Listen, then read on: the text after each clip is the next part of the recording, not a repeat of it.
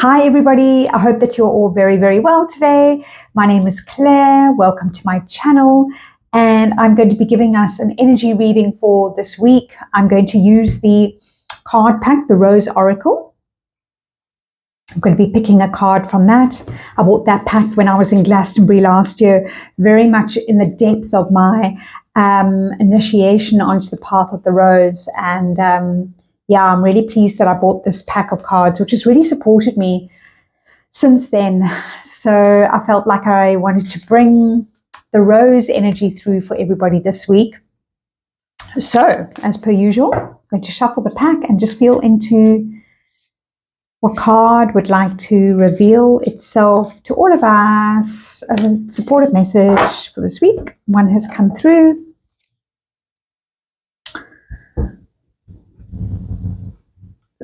Okay, so sorry, I'm just looking at it. Let me show you the picture, and the title is The Rose Thread. I've never seen this card before, that's why I'm a bit kind of, wow, that's so awesome. The Rose Thread, inner soul, inner call, soul led, the mystic, living courageously. And of course, soul led, the mystic, living courageously. You know, I find it interesting that I just mentioned my journey last year to Glastonbury. What journey do you want to go on? What journey is calling you? This is a time for you to feel into that. This is about soul calling. This is about soul inquiry. This is about an inner exploration. What journey do you want to go on?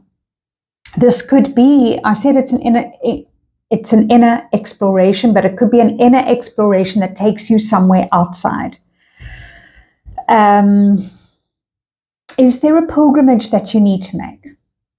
Is there something that has been calling to your soul, particularly something spiritually led?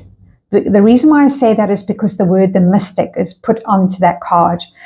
And when I was talking about my journey to Glastonbury last year, it was very much about the path of the mystic, actually. It was very much about reconnecting and remembering myself as a mystic and giving myself permission to dive really deep into that, you know. I had separated myself from that for a long time. Even though I knew that, I know that in my deepest heart and soul, I am a mystic. That's me. That's what I do. That's what I just am. That, right? There were some parts of me that I was keeping separated from that for various reasons, which I won't go into now.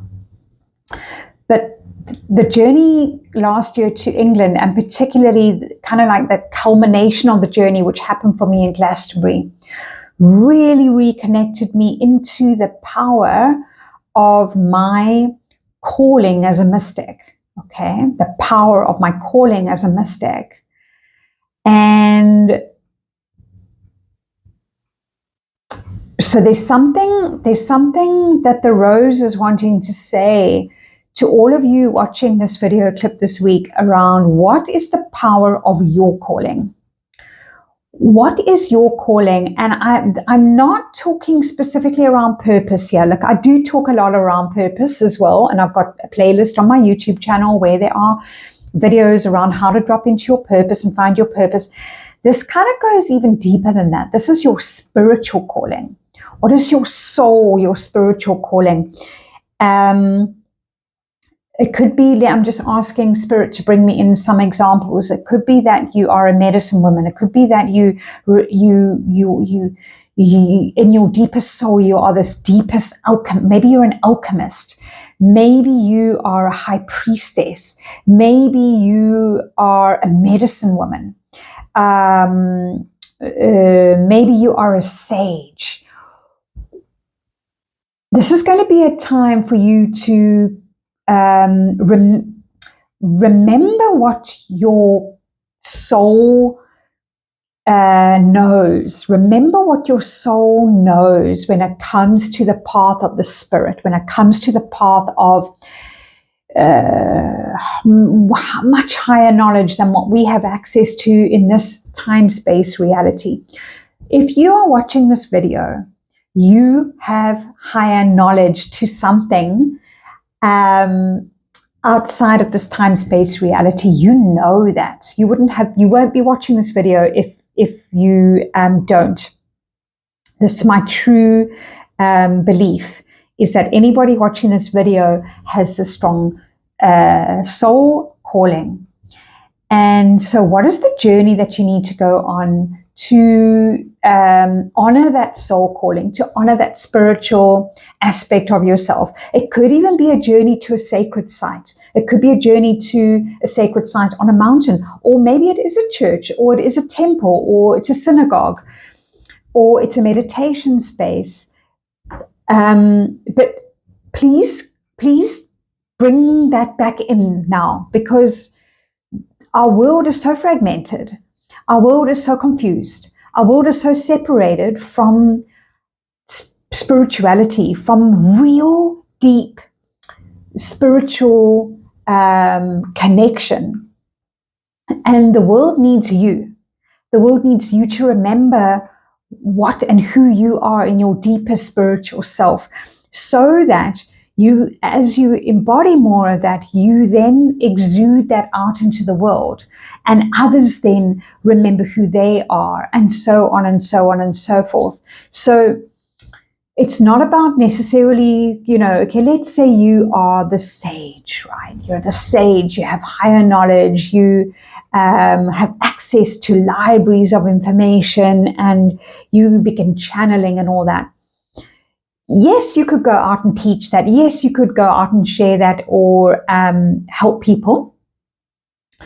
But if that doesn't call to you, just by being that thing is enough. Because even when you're walking around and you are carrying the codes of that original blueprint of you, it will be felt by your community, by the collective, and then it helps other people to reawaken. Okay. Helps other people to reawaken. So we've been stripped from our memory of what we are, and sometimes it can take a bit of kind of bundu bashing and kind of like climbing over boulders and struggling to kind of open up that pathway back to the original self. But that's a part of the process, because it's like this pilgrimage. You kind of need to put your blood and your sweat and your tears into dropping into what is this soul, spiritual, deep being that you are. And when you kind of open the curtain, you lift the veil on that, and you receive back into you the essence of what you are. This will have an effect in all areas of your life. And I'm just using myself as an example because I mentioned the Glastonbury journey at the beginning of the session. When it came to this like pinnacle moment where I knew there was something that I had to do, I had gone on this whole pilgrimage and it had been exhausting and tiring, but there was this pinnacle moment, and I knew in that moment when I did this particular thing that I had to do, I knew in that moment that that's what I was, that I was this mystic, I am this medicine woman. And when I knew that, and when I then it's almost like all the cells in the body open up and receive that, you embody it, and then it begins to take effect in all parts of your life, okay? Because you're bringing the power of who you are into your body, and therefore it affects every area of your life. It's not just going to be your spiritual life. It's going to be your purpose. It's going to be your relationships with people. It's going to be how you show up in the world. Okay. So what are you? Sit in meditation, journal on it, go and do pilgrimages, go to sacred sites, connect with your ancestors, ask them to help you to remember the deep fill in the blank, mystic, medicine woman, sage, high priestess, high priest that you are, this alchemist that you are. Go on that pilgrimage, embody that, and then just see and feel how everything changes and shifts in your life when you pay homage to that and you bring honor and respect to that. So this is going to be a week of